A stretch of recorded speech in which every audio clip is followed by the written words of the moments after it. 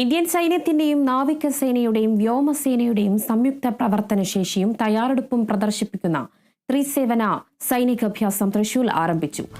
പാകിസ്ഥാനോട് ചേർന്ന് കിടക്കുന്ന സർക്രീക്കിലാണ് സൈനികാഭ്യാസം നടക്കുന്നത്. വിവരങ്ങളുമായി അതുല്യ രാമചന്ദ്രൻ ചേരുന്നുണ്ട്. അതുല്യ, എന്തായാലും ഇപ്പോൾ തൃശൂർ ആരംഭിച്ചിരിക്കുന്നു എന്ന് വേണം മനസ്സിലാക്കാൻ. ത്രിസേവന സൈനികാഭ്യാസം തൃശൂർ ആരംഭിച്ചിരിക്കുന്നു. മറ്റ് വിവരങ്ങൾ എങ്ങനെയാണ്?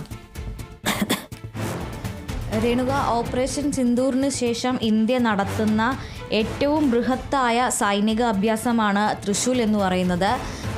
രാജസ്ഥാനും അതുപോലെ തന്നെ പാകിസ്ഥാൻ അതിർത്തിയിലും പാകിസ്ഥാനിലെ സിന്ധ് പ്രവിശ്യയോടും ചേർന്ന് കിടക്കുന്ന ഭാഗത്തായിട്ടാണ് സർക്രീക്ക് അതിർത്തി എന്ന് പറയുന്ന ഭാഗത്തായിട്ടാണ് ഈ സൈനിക അഭ്യാസം നടക്കുന്നത്. ഏതാണ്ട് 96 കിലോമീറ്റർ വിസ്തൃതിയുള്ള ഒരു അഴിമുഖ പ്രദേശമാണ് സർക്രീക്ക്.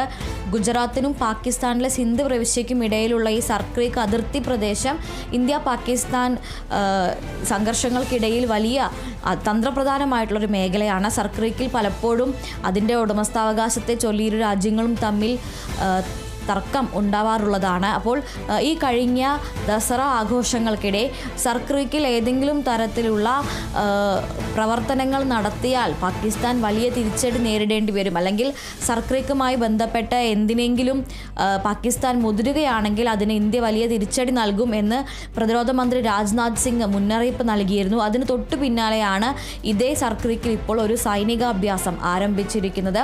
ഇന്നലെയാണ് സൈനികാഭ്യാസം ആരംഭിച്ചത്. നവംബർ 10 വരെ, അതായത് ഒക്ടോബർ 30 ആരംഭിച്ച് നവംബർ 10 വരെ 30 ദിവസം നീണ്ടു നിൽക്കുന്ന ഒരു ത്രിസേവന സൈനികാഭ്യാസമാണ്. അതായത് ഇന്ത്യയുടെ കരസേനയുടെയും നാവികസേനയുടെയും വ്യോമസേനയുടെയും 3 സൈന്യങ്ങളുടെയും സംയുക്തമായിട്ടുള്ള സൈനികാഭ്യാസമാണ് ഇവിടെ നടക്കുന്നത്.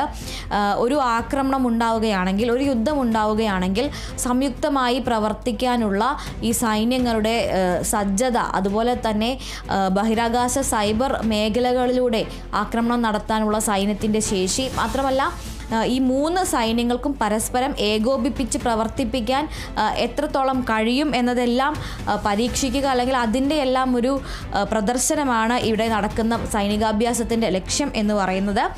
ഇതിൽ 3 സേനകളിൽ നിന്നും വിപുലമായ പങ്കാളിത്തമാണ് ഈ ഒരു സൈനികാഭ്യാസത്തിലുള്ളത്. അതിൽ കരസേനയുടെ ഭാഗത്തു നിന്ന് T-90 യുദ്ധ ടാങ്കുകൾ, ബ്രഹ്മോസ് സംവിധാനം, അതുപോലെ തന്നെ ആകാശ് മിസൈൽ സംവിധാനങ്ങൾ, പ്രചണ്ഡ് ആക്രമണ ഹെലികോപ്റ്ററുകൾ എന്നിവ, അതുപോലെ തന്നെ 20,000-ലധികം പടയാളികൾ എന്നിവരാണ് കരസേനയുടെ ഭാഗത്ത് നിന്ന് പങ്കെടുക്കുന്നത്.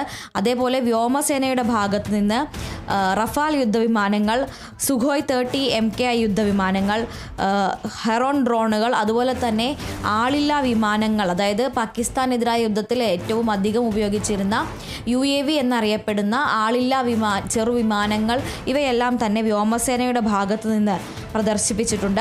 നാവികസേനയുടെ ഭാഗത്ത് നിന്ന് കൊൽക്കത്ത ക്ലാസ് ഡിസ്ട്രോയറുകൾ, നീലഗിരി ക്ലാസ് ഡിസ്ട്രോയറുകൾ, അതുപോലെ തന്നെ ഇന്ത്യയുടെ പടിഞ്ഞാറൻ തീരത്ത് പ്രവർത്തിക്കുന്ന ഫാസ്റ്റ് അറ്റാക്കിംഗ് ക്രാഫ്റ്റുകൾ എന്നറിയപ്പെടുന്ന യാനങ്ങൾ, ഇവയെല്ലാം നാവികസേനയുടെ ഭാഗത്തു നിന്നും ഈ സൈനികാഭ്യാസത്തിൽ ഉൾപ്പെടുന്നുണ്ട്. 3 സേനകളുടെയും സംയുക്തതയും അതുപോലെ തന്നെ അവയുടെ പ്രവർത്തന സജ്ജതയും വർദ്ധിപ്പിക്കുക എന്നതാണ് ഈ ഒരു സൈനികാഭ്യാസത്തിൻ്റെ ലക്ഷ്യം. എന്തായാലും ഇപ്പോൾ ഈ സൈനികാഭ്യാസത്തിൻ്റെ 2ാം ദിനമാണ് ഇന്ന്. കൂടുതൽ യുദ്ധ ടാങ്കുകൾ അടക്കമുള്ള പ്രദർശനങ്ങൾ ഇന്ന് നടക്കും എന്നാണ് അറിയാൻ കഴിയുന്നത്. എന്തായാലും പാകിസ്ഥാനെ സംബന്ധിച്ചിടത്തോളം ഇന്ത്യയുടെ സൈനിക ശേഷിയുടെ ഒരു ശക്തി പ്രകടനവും അതോടൊപ്പം തന്നെ പാകിസ്ഥാനുള്ള ഒരു മുന്നറിയിപ്പും കൂടിയാണ് ഈ തൃശൂൽ സൈനികാഭ്യാസം.